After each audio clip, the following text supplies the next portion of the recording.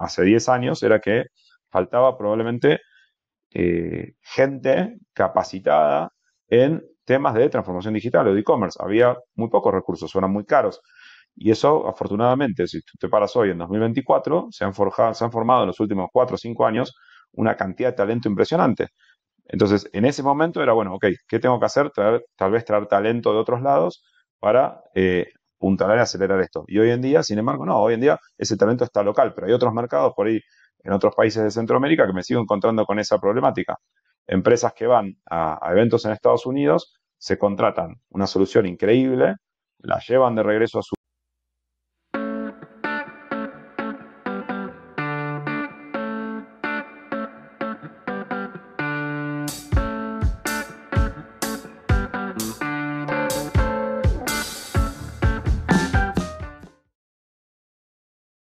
Hola y bienvenidos al Club del Retail. El día de hoy tenemos como invitado a Guido Boulé, director para Latinoamérica de GrowLat, empresa especializada en la distribución de marcas de tecnología para el mercado LATAM y desarrollo de soluciones propias. Guido, bienvenido al Club del Retail. José Mauricio, ¿qué tal? Oye, me gustaría comenzar preguntándote cómo llegas a México, cómo es esa aventura de venir de Argentina para México. Mira, empezó hace un buen de tiempo, ya hace casi 10 años, un poquito menos. En el 2015 yo empiezo con este proceso de expansión regional de MailUp, en ese momento nuestro producto principal. Y bueno, me subo a un tour regional de eventos en toda Latinoamérica. Me subo a dos tours de eventos. Era el eShow era uno y el otro era el e-commerce day. Y bueno, entonces el primer evento que hago en México es en 2015, el e-retail day en el Sheraton. Y bueno, ahí llego a México con una expectativa de encontrarme, claro, un mercado súper grande, me esperaba, cercano a Estados Unidos, muy avanzado. Y bueno, llego a México y me encuentro que todavía no estaba tan avanzado como me esperaba. Entonces digo, bueno, acá hay una oportunidad enorme, pero va a llevar mucho trabajo. Entonces, ahí empezamos con todo un plan que fueron varios años y ya llegó un punto donde creo que habrá sido en 2019, yo vivía en Argentina, en Buenos Aires en ese momento, y yo iba y venía, ¿no? Iba y venía, que al principio iba y venía 2, 3 veces por año, después se empezó a convertir en una vez por mes, y llegó un punto que, bueno, me agarra la pandemia en 2020, que yo justo estuve todo el mes he estado creo que todo febrero en Ciudad de México, bueno, regreso a Argentina, me quedo frenado ahí, no me puedo mover por meses, porque la cuarentena en Buenos Aires, en Argentina, había sido muy estricta.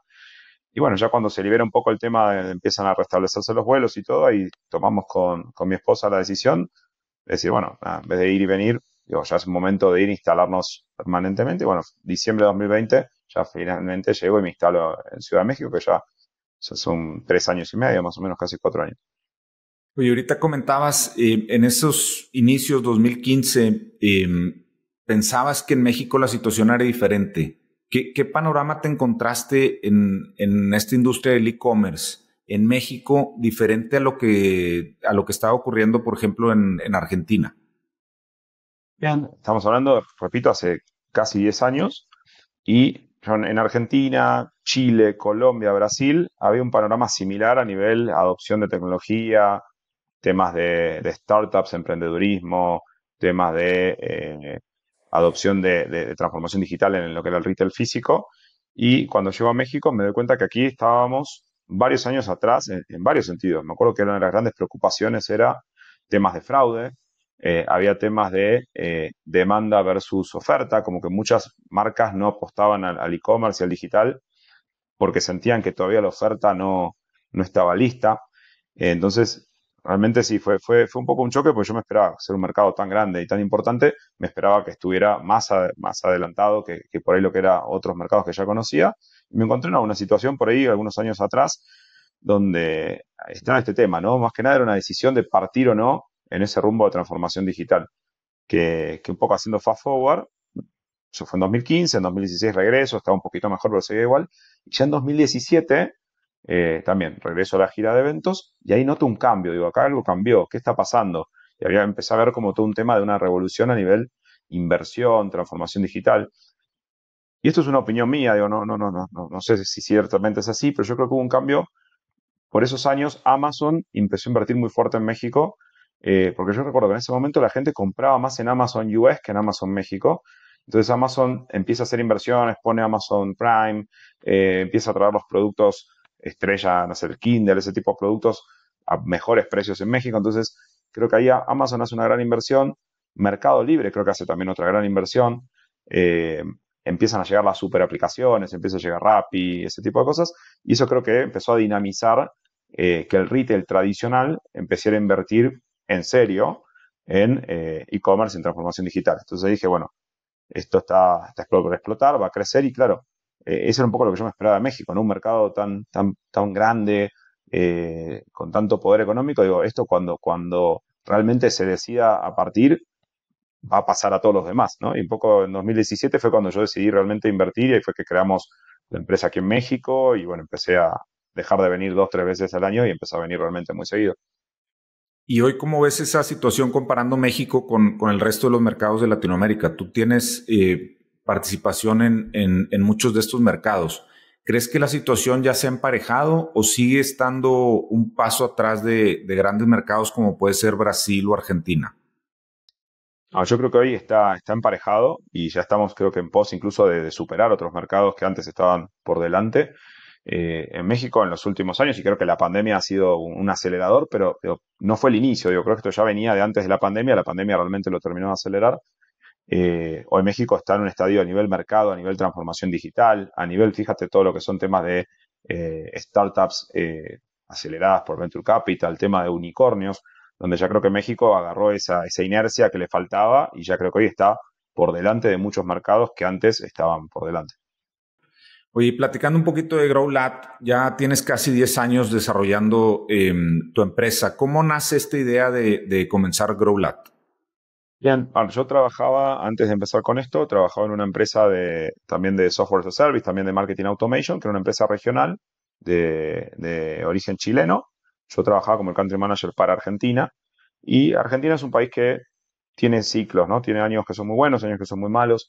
Y yo veía que a mí me estaba costando mucho desarrollar el negocio en Argentina. En cambio, veía que mis compañeros en otros mercados les iba muy bien. Entonces yo decía, o estoy haciendo algo muy, muy mal yo, o en otros mercados hay oportunidades que me estoy perdiendo. Entonces yo ya traía ganas de hacer algo a nivel regional.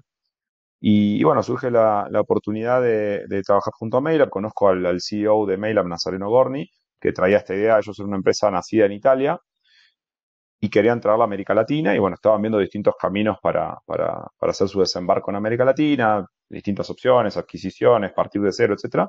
Y bueno, llegamos finalmente a construir este joint venture donde un poco yo empiezo con este plan de desarrollo regional y ahí es donde surge el tema de si iba a trabajar directamente para ellos, si iba a ser un partner y bueno, surgimos con este modelo donde creamos Growler, que en ese momento, digamos, no lo llamamos de esa manera, eso se terminó haciendo un rebranding hace no tanto, sino que dijimos, bueno, somos Mailab Latam, somos el distribuidor oficial, autorizado y único para América Latina y resolvimos un poco todo este proceso de tropicalización y adaptación y localization, porque Latinoamérica es un mercado muy grande, pero también es complejo. Son muchos países, cada país tiene sus temas impositivos, cada país tiene sus temas laborales, sus tipos de cambio. Entonces, un poco mi idea de crear esta empresa era facilitarle a esta empresa europea que cotizaba en bolsa todo ese desembarco en América Latina con todas sus complejidades y particularidades de los distintos territorios, ¿no?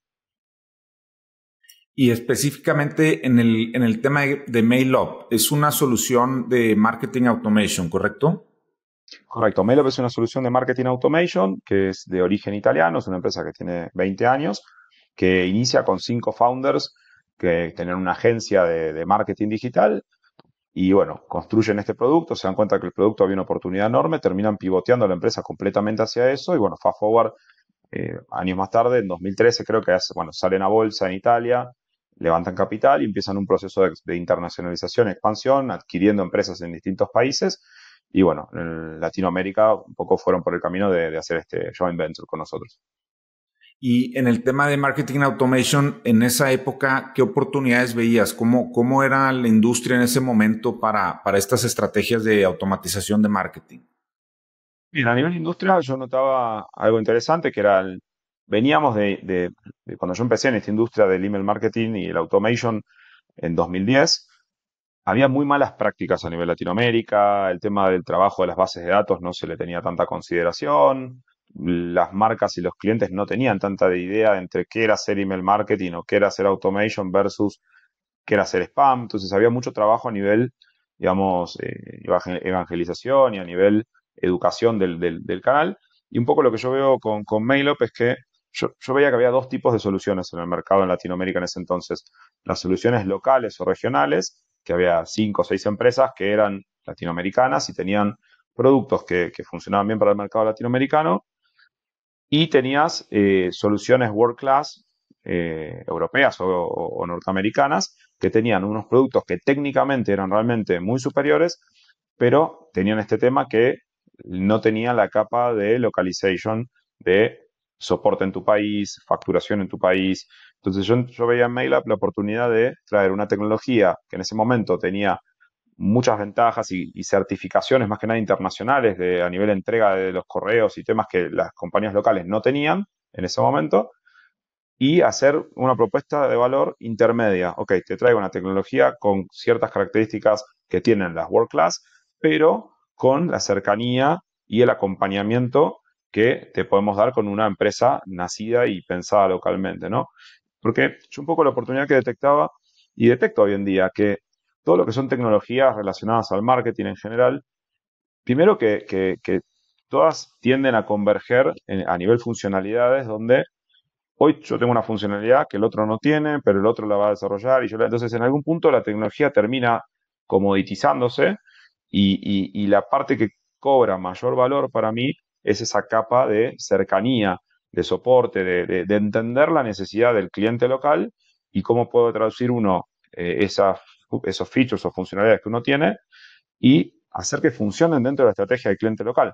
Entonces, no es lo mismo trabajar con un retailer en Argentina que trabajar con un retailer en México. Hay diferencias a nivel mercados, a nivel cultura, a nivel recursos, que un tema que nos pasaba en México hace 10 años era que faltaba probablemente gente capacitada en temas de transformación digital o de e-commerce. Había muy pocos recursos, eran muy caros. Y eso, afortunadamente, si tú te paras hoy en 2024, se han formado en los últimos 4 o 5 años una cantidad de talento impresionante. Entonces, en ese momento era, bueno, ok, ¿qué tengo que hacer? Tal vez traer talento de otros lados para puntalar y acelerar esto. Y hoy en día, sin embargo, no, hoy en día ese talento está local, pero hay otros mercados por ahí, en otros países de Centroamérica, que me sigo encontrando con esa problemática. Empresas que van a eventos en Estados Unidos, se contratan una solución increíble, la llevan de regreso a su país y después no le funciona. ¿Por qué? Porque tal vez no tienen los equipos preparados para trabajar con ese tipo de solución.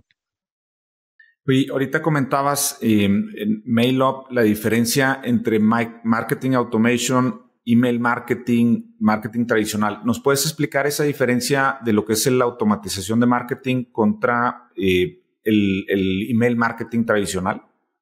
Sí, mira, es un poco, email marketing existe hace muchos, muchos años y algo curioso o entretenido es que desde que yo trabajo en esto hace 14 años, 2010, siempre vengo escuchando lo mismo. El email marketing ya no sirve, el email marketing ya no funciona, esto se va a morir, esto ya murió, los jóvenes no utilizan email. Entonces, es divertido porque, o sea, eso lo escuchas hace años y hoy a 2024, si tú miras estadísticas internacionales de cuáles son los canales que más crecen, cuáles son los canales que más convierten, cuáles son los canales más rentables, el email siempre está en el podio de los top 3. Ahora, lo que ha hecho el email para poder reinventarse y 15 años después o 20 años después seguir estando vigente es ayornarse y adaptarse y reinventarse. Entonces, estamos pasando de campañas hace 10 años donde el cliente construía su base de datos, impactaba toda la base con un mensaje único para todos los clientes. Pasamos a una siguiente instancia donde ya empezamos a trabajar lo que son audiencias y campañas segmentadas con distintos tipos de segmentaciones en base a comportamientos, en base a perfiles demográficos, en base a compra. Entonces esas son campañas que tienen mayor relevancia porque es un mensaje mucho más acotado a ese segmento, con lo cual convierten mejor. Y luego pasamos a lo que son campañas automatizadas, que un poco hoy es donde más se está poniendo foco, que ya son campañas en base a patrones de comportamiento más complejos, en base a análisis de datos, en base a AI. Entonces, un error común, aunque yo considero un error, que te pasa que hoy a veces vas a ver un cliente y te dicen, yo no quiero hacer más campañas masivas, yo no quiero hacer más campañas segmentadas, yo quiero puro automation uno a uno personalizado, AI 360, y dices, momento, porque digo, para todo hay un uso. Entonces, una estrategia balanceada y correcta para un retailer en email marketing y en automation es combinar estos envíos de alcance. Hay veces que hay que pegarle a toda la base, porque tal vez esa campaña de alcance te va a dar tráfico y volumen, y tal vez si tú la segmentas demasiado, tal vez parte de ese tráfico lo perdías. Por otro lado, tienes que hacer campañas ya segmentadas en base a los intereses de tu audiencia, porque si no, no eres relevante. Si no eres relevante, pierde el interés. Y tienes que combinarlo con campañas ya totalmente automatizadas, con recomendaciones de producto a nivel uno a uno, en base a lo que tú estuviste viendo, en base a lo que un algoritmo determina que a ti te va a interesar, pero es una combinación de las tres. Digamos, las mismas que hacíamos hace 15 años, las que hacíamos hace 5 y las que estamos haciendo ahora. Y eso, si uno tiene un buen mix y uno entiende a su audiencia, va a hacer que los resultados sean mejores, ¿no? Que elegir, no sé, o un tipo o el otro. Entonces, un poco, perdón, terminando la idea, a ver, un poco email marketing era solo por mail. Cuando hablamos de automation, un poco este tipo de soluciones nos hemos convertido ya en orquestadores de comunicación ya omnicanal. Digo, el email es un canal y sigue siendo de los más importantes a nivel ROI. ¿Por qué? Porque es un canal que es muy económico, es un canal que no es muy invasivo. Gmail, Hotmail, Yahoo, los distintos ISPs se han vuelto muy buenos filtrando qué es qué, con lo cual antes uno de los miedos de suscribirse, por ejemplo, a un retailer era, me van a llenar de correos y ese correo me va a molestar en mi día a día. ¿Por qué? Se me mezcla el correo de mi jefe con, como estos ISPs, como Gmail, se han vuelto súper buenos. Generalmente lo que es una promoción va a ir al tab de promociones, lo que es una notificación. Eso ha hecho que la gente se anime a dejar el correo y sigue siendo un canal muy eficiente. Ahora, hay otros canales que son parte de esta misma estrategia, lo hacemos con las mismas soluciones, como el canal SMS, como el canal Push, Notifications, como el canal WhatsApp. Entonces, un poco hoy lo que venimos, todas las soluciones de la industria, muy enfocados en, ok, acá cuál es el foco, trabajar la data, integrar los datos de los distintos puntos de la organización, de la tienda física, del e-commerce, del CRM, utilizar esa data para qué? Para generar audiencias, y estas audiencias luego las impactamos por estos canales, donde el email es uno de los canales, pero todos estos que mencioné también. Y ahí un poco entra este tema de automation, ya no es solo email, es marketing automation, ya es omnicanal.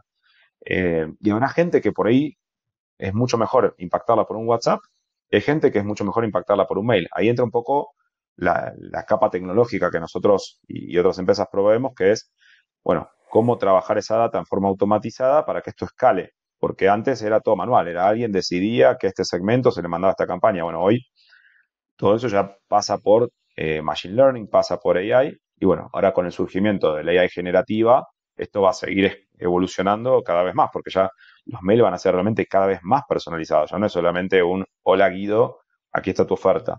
O, por ejemplo, en el estado que estamos hoy es hola Guido, y ya esa oferta, esos productos que te muestro, hay un algoritmo que está decidiendo por qué te voy a mostrar esos. Ya cuando vamos a AI generativa, por ejemplo, mira, la semana pasada estuve en un evento en Barcelona, en el Shop Talk, y vi una charla muy interesante de el CTO de Starbucks India. Y el tipo contaba que ya a nivel comunicación en India están haciendo ya comunicación muy personalizada en base a en qué tienda compras, qué bebidas consumes. Entonces ya cada correo es único. ¿Pero por qué? Porque tienen una AI atrás que toma toda esta data, todos estos puntos de venta y lo traduce en una comunicación ya totalmente personalizada. Eso obviamente en Latinoamérica también lo hacemos, pero creo que la AI generativa va todavía a llevar un nivel más de lo que estamos hoy.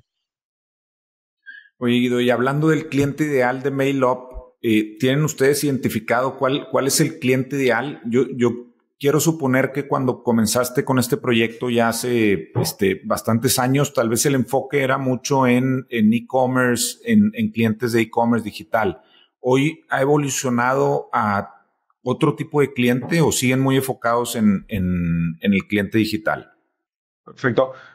Nosotros, a ver, con MailUp, el e-commerce siempre fue uno de los focos, porque a mí personalmente es una industria que me apasiona, pero si tú te vas a MailUp como solución, yo te diría que la mitad de los clientes de MailUp no son de e-commerce, sino que son otras industrias como, por decir una cosa, banca, finanzas, seguros, compañías telefónicas, utilities, medicina. ¿Por qué? Porque son muchas empresas que tienen en ese canal específico necesidad de hacer comunicaciones masivas. Por ejemplo, no sé, si eres una compañía telefónica, seguramente tienes que enviar no solo campañas publicitarias, sino también temas de tu factura, tu recibo de pago, notificaciones transaccionales, como por ejemplo, no sé, tu línea telefónica tal día vence.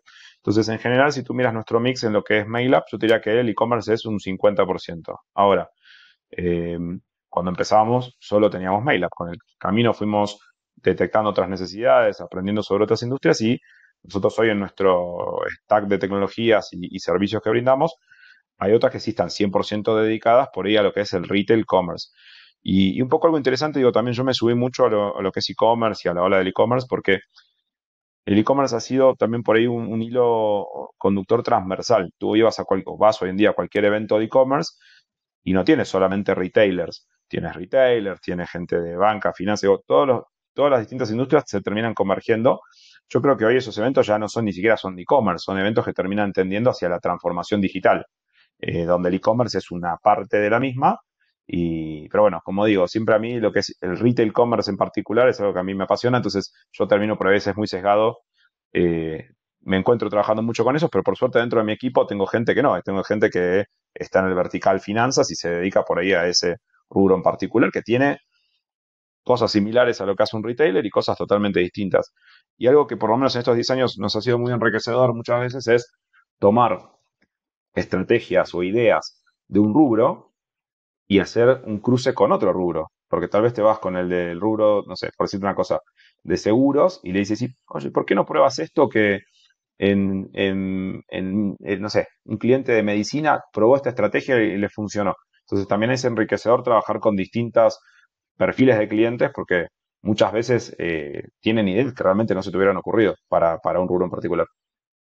¿Y cómo sería el proceso para un cliente integrarse, en este caso específico, a MailUp? ¿Es un proceso que yo hago de forma independiente o es un proceso donde GrowLab se involucra para integrar la solución? Es una buena pregunta. A ver, nosotros a nivel tecnología hemos desarrollado una capa de tecnología que usamos generalmente en el proceso de onboarding de una cuenta nueva, donde lo tratamos de desarrollar lo más simple posible. Nosotros, por ejemplo, me gustó mucho a mí el approach de una solución que empecé a usar hace muchos años, que se llama Zapier, que es una plataforma que tú puedes integrar múltiples tecnologías en un lugar y de ahí puedes elegir flujos de comunicación. Entonces, nosotros desarrollamos una herramienta en Growlab de integración que nos permite, con pocos clics, digamos, con un camino siguiente, y con un wizard que te vaya guiando paso a paso, elegir las distintas tecnologías que tienes, ingresar los tokens de las tecnologías que tienen y que eso converja en un punto. Ahora, dicho eso, nosotros a lo que es a nivel procesos, cuando hacemos una propuesta de valor para un cliente nuevo, le damos distintas opciones, ¿no? Hay procesos de self-onboarding, hay procesos de onboarding estándar, procesos premium. Dependiendo quién es el cliente, tal vez es un proceso distinto, porque dentro de nuestra cartera de productos tenemos, incluso por ejemplo, hablando de email marketing, tenemos MailUp, que es una solución para un mid-market o un cliente enterprise, y tenemos Akumba Mail, que es una solución que también es de email marketing, pero es para un cliente más pequeño. Entonces son flujos distintos, porque no es lo mismo un emprendedor que quiere empezar a usar una solución de envío en el día que cuando te vas con un corporativo que hay 200 temas a nivel legales. Entonces, ahí lo que hicimos es una capa al margen de la tecnológica, un equipo de onboarding que dependiendo quién es el cliente se le va por un camino o por el otro, pero siempre acompañamos a que ese onboarding sea rápido y fácil, porque a mí lo que me pasaba con algunas soluciones que usaba en el pasado, que el proceso era muy lento, muy engorroso. Y digo, estamos en un mundo de tecnología, las cosas tienen que ser rápidas. Entonces, muchas veces depende más del cliente y cuáles son sus procesos internos, cuánto se demora un onboarding. Pero para darte un ejemplo, un onboarding de MailUp en general puede demorar una semana y hay clientes que lo sacan en 2 días. ¿Por qué? Porque el cliente también está con sus procesos. Y un proceso de Akumba, por ejemplo, que es una solución para un cliente más pequeño, o sea, ni siquiera lo compra porque entra por un proceso freemium donde empieza con una cuenta gratuita que automáticamente está trabajando, digo, o sea, después por ahí la adopción para llegar al 100% del uso, por ahí eso le lleva más tiempo. Pero sí, yo creo que para que una solución de tecnología sea exitosa, hay que hacerle fácil al cliente esa adopción. Hoy en GrowLab no nada más representan tecnologías como en el caso de MailUp o Akumba Mail, sino que también han desarrollado soluciones propias como Midway o Combos. Quería preguntarte en qué momento identifican esa necesidad de comenzar a desarrollar soluciones propias. Esto fue hace ya 4 o 5 años, o sea, más o menos a nuestra mitad de camino en lo que es nuestra historia de 10 años. Nosotros empezamos ofreciendo una solución que era MailUp. En el camino, el holding dueño de MailUp, que es el grupo Growens de Italia, ellos empiezan a adquirir otras soluciones, con lo cual nosotros ahí pasamos de tener un solo producto a tener varios productos, ¿no? Entonces, entre un proceso de venta consultiva, entender con el cliente cuáles eran sus necesidades, cuál de nuestros productos era el mejor fit, porque te digo, incluso para, por ejemplo, email marketing tenía dos soluciones diferentes, pero dependiendo quién eras como cliente, te iba a ofrecer una o la otra.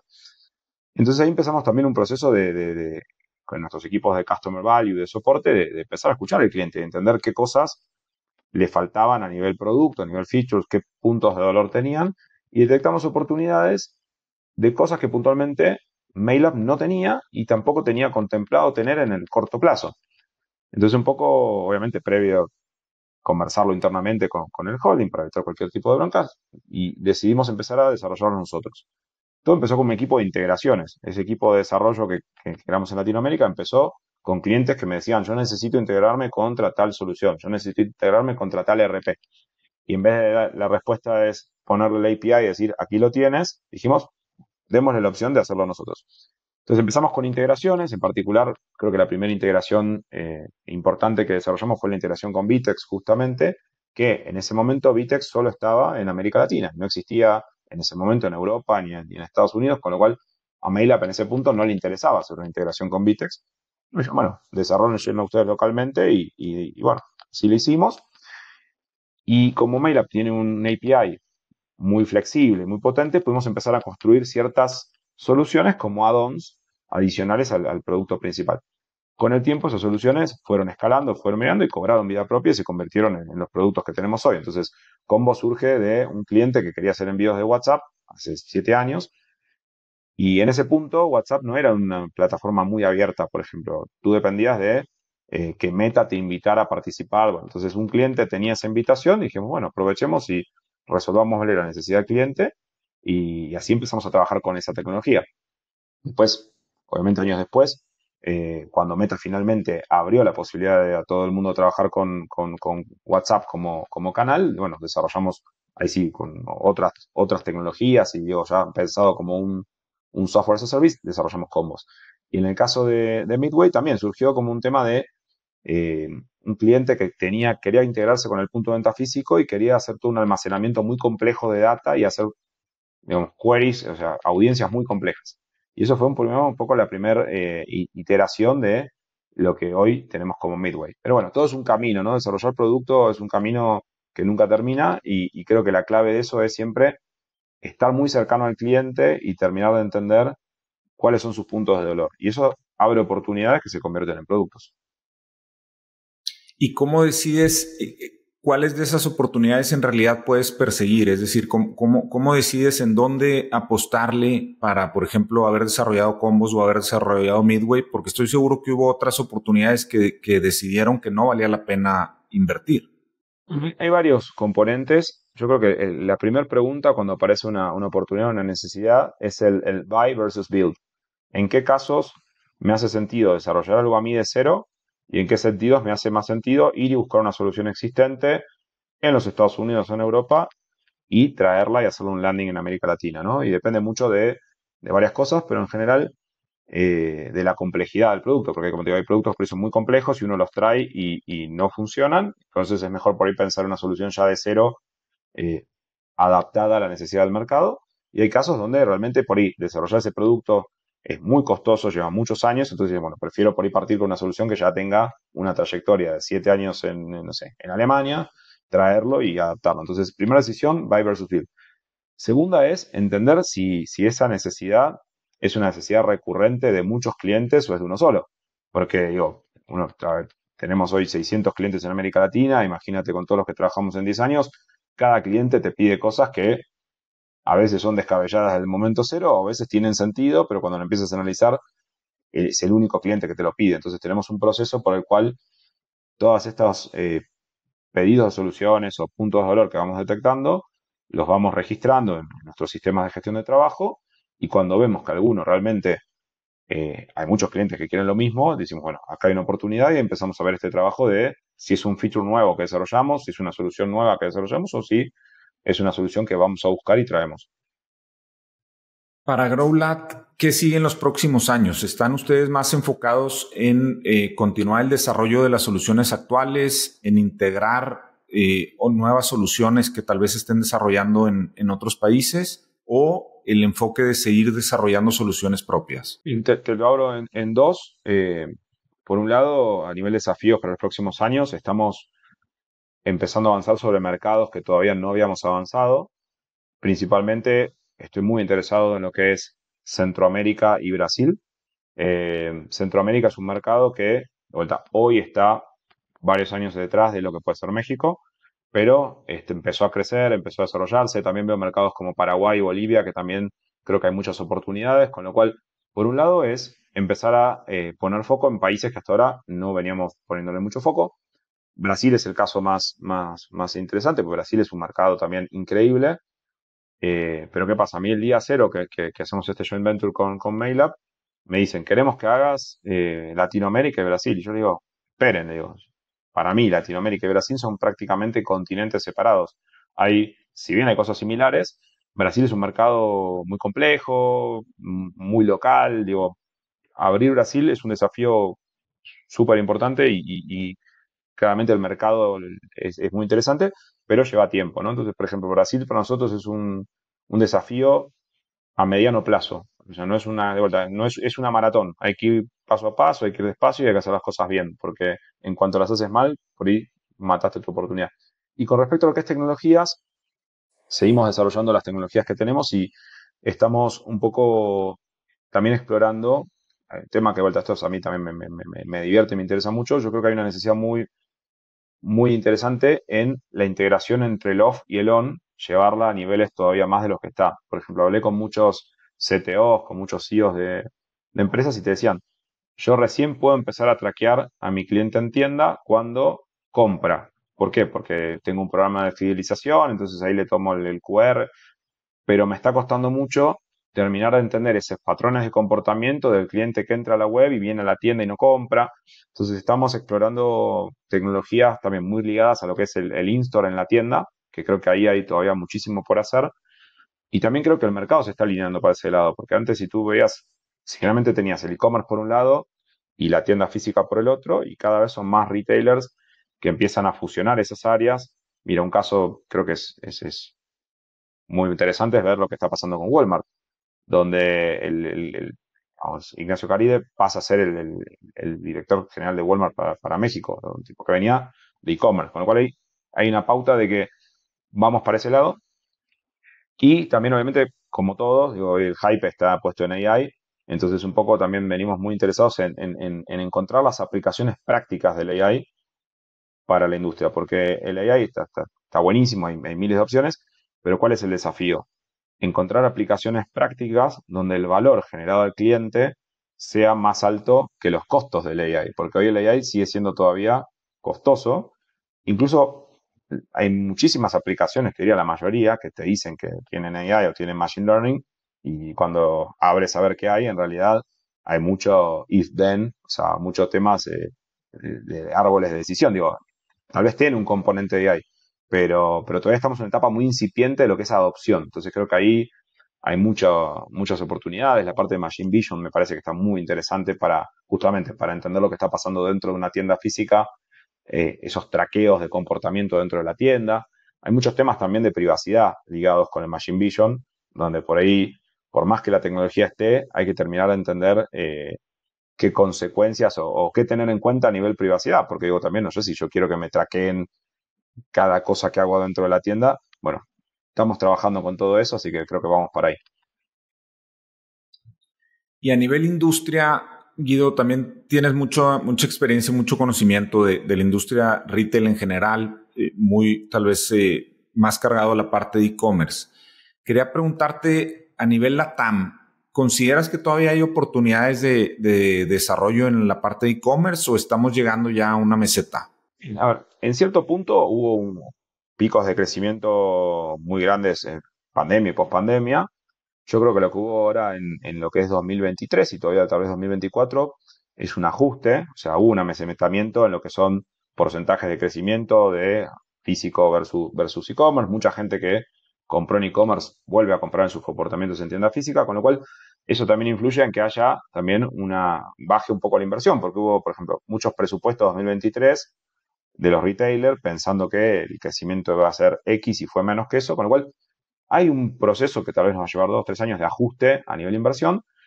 Ahora, ¿quiere decir eso que no hay oportunidades? No, para nada, todo lo contrario. Creo que estamos en lo que yo llamo parar la pelota, ¿no? Tuvimos crecimiento muy fuerte, toca un poco ajustar, hacer un stop, ver qué se hizo, ver qué es lo que falta. Y también lo que estoy viendo es que está habiendo muchas oportunidades en lo que es el mid-market o el tier 2, porque ¿qué pasa? ¿Quiénes fueron los que más invirtieron? Claramente los top players a nivel regional, que son los que más presupuesto tienen. Eso ha hecho que mucha de la tecnología se empiece a volver más accesible. Entonces ahora lo que está empezando a venir es como una segunda oleada, donde yo estoy viendo muchas oportunidades, no en las marcas número uno que tienen presencia a nivel nacional, sino de repente marcas regionales, un retailer de cierta región. Aquí en México particularmente estamos viendo oportunidades, no sé, en Guadalajara, en Colima, en Mérida, digo, y por ahí son clientes más chicos, pero es muy interesante lo que se puede hacer en esos retailers, porque también son tiendas donde por ahí hay mucho más por hacer que en el top player que ya tiene años haciendo cosas en transformación digital. Así que para nosotros la oportunidad es muy grande y creo que ahí encima nuestra propuesta de valor, que es estar todavía mucho más cercano en lo que es equipos locales, de vuelta, facturación local, soporte local, account manager local, creo que para nosotros en particular es una gran oportunidad versus lo que puede ser tal vez para un player one que está en Estados Unidos y que tal vez nada, se enfoca en las top 20 marcas y las 200 que vienen abajo no le interesan tanto. Sí, es verdad. Y en ese segundo tier que comentas, normalmente no hay tanto nivel de atención, o sea, no hay tanta competencia buscando a esas marcas y de repente te encuentras algunas joyas ahí como dices, con una presencia regional dentro de un país, pero que ya acumulando el negocio completo resultan oportunidades bien interesantes. Lo difícil es identificarlas, ¿no? Totalmente. Lo difícil es identificarlas porque también a veces uno por desconocimiento, me ha pasado en un evento que fui ahora en el Shop Talk de Vegas, en febrero creo que fue, que ahí tienen unas sesiones que se llaman los one-to-ones, donde yo había algunos de esos, pero este es impresionante porque hay 2000 mesas y uno es como un Tinder prácticamente, donde te van poniendo empresas y tú dices sí, con esta no, y obviamente en las que tienes match te reúnes. Y había empresas de México que para mí eran totalmente desconocidas y me pasó incluso una que la googleaba y era una empresa química y tú dices, bueno, yo no sé, me reúno y de repente, claro, te reúnes y te dicen, no, bueno, sí, tenemos una empresa química, pero también tenemos estas 3 marcas de moda y entonces también es un proceso empezar a escuchar un poco más y también salir a buscar esas oportunidades, ¿no? Porque digo, como tú dices, tal vez no los van a ver tantos vendors o tantas soluciones por desconocimiento, por falta de tiempo. Entonces, un poco nuestro foco ahora, por ejemplo, en México, creo para lo que queda de este año y el año que viene, es eso, empezar a participar en eventos en distintas, no todo en Ciudad de México, ¿no? Empezar a movernos un poco más, ir a Monterrey, ir a Guadalajara. eh, y bueno, en eso estamos este año. Oye, a nivel Latinoamérica, ¿qué países consideras que han desarrollado mejor sus estrategias digitales? Bueno, esa es una pregunta difícil porque en todos los mercados hay mayor o menor nivel de adopción. Yo creo que a nivel regional, si tú te fijas, las dos que más han hecho cosas también por un arrastre de muchos años, creo que son Argentina y Brasil, son las que tienen estrategias más avanzadas. Colombia y Chile están ahí, si no están al mismo nivel. Y como te decía, obviamente México, ya por un tema del volumen y la inercia, eh, ya está también empezando a superarlas, pero sí, creo que Argentina y Brasil son las que tienen más trayectoria. Y un país, por ejemplo, como Argentina, con todas sus crisis y todo lo que ya conocemos, a nivel digital, tú sigues viendo los Cyber Days y los eventos, y los niveles de ventas son impresionantes. O sea, los niveles de inversión en tecnología son muy fuertes. Pero bueno, después si tú empiezas a comparar mercado de 40 millones con mercado de 150 millones, claramente en algún punto ese volumen hace que la tecnología va a empezar a avanzar mucho más rápido donde el volumen es más grande, ¿no? Que, bueno, por algo Estados Unidos sigue siendo el número uno, ¿no? Digo, también tienen un mercado impresionante, entonces es lógico que haya más dinero para invertir y ese dinero acelera que la tecnología vaya más rápido. Oye, Guido, ya para ir cerrando, tú acudes mucho a eventos fuera de Latinoamérica, o sea, no México, Argentina, Brasil, Colombia, sino acudes a eventos en Estados Unidos, en Europa, algunos eventos en Asia. ¿Has visto alguna innovación en tecnología para la industria retail que creas que en algunos años vamos a empezar a ver acá en México o en Latinoamérica en general? Sí, de hecho, un poco me gustan mucho esos eventos porque uno de vuelta pasa a mercados que están 2, 3 años adelante, entonces está bueno porque nosotros acá tenemos el famoso diario del lunes. O sea, es más fácil tomar decisiones cuando ya sabes a dónde están yendo los otros. En las últimas ediciones que he visto, a ver, estoy viendo mucho foco en lo que son tecnologías de CDP, de Customer Data Platform, que es un concepto relativamente nuevo para el retailer latinoamericano, que sí está muy acostumbrado a lo que es un CRM, a lo que es un ERP, pero estos CDPs, o estos Customer Data Platform, están muy orientados a qué? A unificar data de múltiples puntos de la organización y convertirlos en información útil para el marketer. Porque ¿cuál es el problema? Hace años el problema era que no teníamos datos. El problema es que tenemos demasiados datos, entonces es prácticamente imposible, digamos, separar qué me sirve de qué no. Entonces, estas tecnologías de CDP están muy orientadas a unificar toda esa información, aplicarle AI y generar perfiles únicos y audiencias. Entonces, en casi todos los eventos que fui este año, si te fijas en las expo, la mitad de la expo eran CDPs. Entonces ahí creo que hay un punto. Y después el otro tema que creo que, obviamente, bueno, repito, es el tema hype de moda de todo el mundo, es el tema AI. El tema es aplicaciones prácticas. Y sí vi muchos temas para in-store interesantes en el uso de cámaras para, por ejemplo, no sé, en una góndola de supermercado, con cámaras detectar cuánto tiempo pasas en cada sección, en qué estante estás viendo, incluso el tema de pantallas para poder hacer ofertas customizadas en el punto de venta dependiendo de quién eres o tu patrón de comportamiento, temas de automatización a nivel checkout, en temas de, bueno, RFID, pero también con cámaras. Entonces, creo que este Machine Vision se está empezando a meter en la tienda física, a ver, con sus contrapiés, porque de repente, si bien el caso de Amazon Go, saltó que en realidad se tenían, no sé, 2.000 indios asistiendo al AI y no era todo AI, sino que todavía había una capa humana, digo, es parte del proceso de evolución de estos temas, entonces digo, todavía no creo que esté 100% listo, pero hacia ahí vamos. Y de vuelta, de todo el tema de el uso de datos del punto de venta físico para enriquecer las experiencias online. Ahora, todo lo que es el retail media, que todavía es un concepto que para muchos todavía no es del todo claro. O sea, yo entiendo alguna parte de retail media, pero hay cosas que todavía no termino de entender. Pero, ¿qué pasa? Con todos los cambios que hay a nivel políticas de privacidad en el mundo, leyes de protección de datos varias, eh, temas de face out de cookies, todo eso está cambiando un poco los jugadores en el mundo publicitario. Y ahí el retail tiene mucha información que hoy no la está aprovechando. Entonces creo que también, así como digo que mejorar, digamos, usar los datos de digital para mejorar la experiencia en la tienda, creo que también hay un tema al revés. Empezar a usar la experiencia de tienda para enriquecer la digital. Entonces creo que mucho también va a pasar por eso a nivel publicitario y comportamiento. Pero bueno, hay que esperar un poco a ver cómo evoluciona la tecnología, porque hoy los costos de toda esa tecnología, que además tienen costos de hardware, que a veces el limitante en América Latina, a veces también es el hardware. Me encanta la solución, pero no hay un distribuidor de esa tecnología localmente. Me encanta, pero en mi país no se puede importar ese tipo de producto, que digo, por ahí en México no lo sufrimos tanto porque digamos, el tema de importación no es tan complejo, pero hay países donde importar cualquier cosa es complejo, entonces el hardware es una limitante, en cambio por ahí en tecnologías como los CDPs, que están mucho más enfocadas en software, creo que ahí eso lo vamos a empezar a ver cada vez más.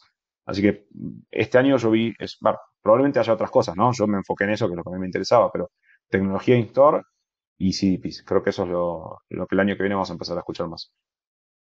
Guido, si alguien se quisiera poner en contacto contigo, ¿tienes alguna red social preferida? Sí, en general LinkedIn es el punto de contacto, nombre, apellido, me encuentran bastante fácil y obviamente yo checo todos mis inbox. Últimamente se está volviendo difícil porque hay una oleada de bots que te quieren vender algo. Y digo, eso es un poco, si quieren, lo que LinkedIn antes era un canal más para conectar y conocer de tendencias industrias. Ahora hay mucha gente tratando de usarlo como herramienta de venta puerta a puerta, que también es un poco culpa de las empresas de tecnología, que lo adoptamos hace tiempo. Bueno, hay un libro interesante que se llama Predictable Revenue de Aaron Ross, que era un tipo que fue el que empezó en las primeras estrategias de growth de Salesforce hace 10, 15 años. Y bueno, ahora parece que eso le llegó tarde a mucha gente, entonces ahora entras a LinkedIn y es gente que te da un pitch de que quieren conectar no sé qué y automáticamente te bombardean. Pero bueno, afortunadamente todavía encuentro tiempo para separar quién es un humano de quién es un bot y bueno, sí, ese es el canal creo que de contacto donde me pueden encontrar seguro. Buenísimo, vamos a poner ahí la información en las notas del episodio. Guido, te agradezco muchísimo que hayas compartido con nosotros parte de tu experiencia y que sigan los éxitos en GrowLab. Muchas gracias, Mauricio. Lo mismo para ustedes.